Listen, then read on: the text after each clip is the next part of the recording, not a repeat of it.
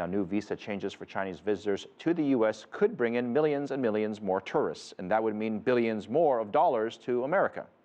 New York's real estate market is in a position to get a piece of that action. Liling reports from New York. Manhattan, an already favorite destination for Chinese visitors and investors, could see the city's economy balloon, especially in its lucrative real estate sector. With new visa rules that allow Chinese students to stay in the U.S. for 5 years instead of 1, their parents have more reason to buy homes here.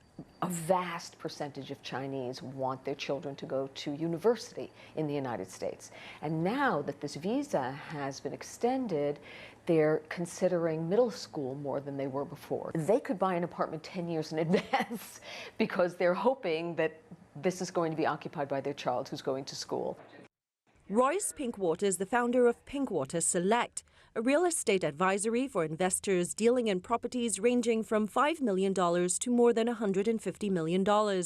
She foresees growing Chinese interest in New York's residential real estate market because of the extended student visas, with a trickle-down effect on other sectors. They will become more comfortable in the United States. They'll see it more and more as home. They will partake more in the restaurant culture here. They'll get into more furniture buying and more art buying, and they will put them in their homes here. So this will feel a bit less like a pied-à-terre and more like a residence. The visa extensions could also boost commercial real estate, like China's Anbang Insurance Group's recent purchase of New York's iconic Waldorf Astoria Hotel for almost $2 billion. Business and short-term visas, too, have been extended, valid for 10 years instead of 1. The visa extension now in effect is a deal between the U.S. and China to improve economic ties.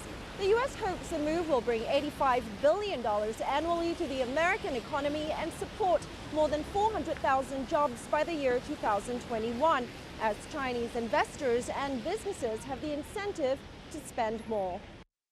But Sean King, former senior advisor to Asia for the U.S. Department of Commerce, isn't convinced the visa rules will change business decisions. I don't think anybody's going to do a deal or make an investment in the United States because now they have longer to activate their visa. I mean, I could go to Canada tomorrow. It doesn't mean I'm going to buy an oil field in Saskatchewan. But it does, maybe it removes an irritant that otherwise would have been there that could have gotten in the way of some deals. It will take time to determine just how better off the U.S. is with the new rules.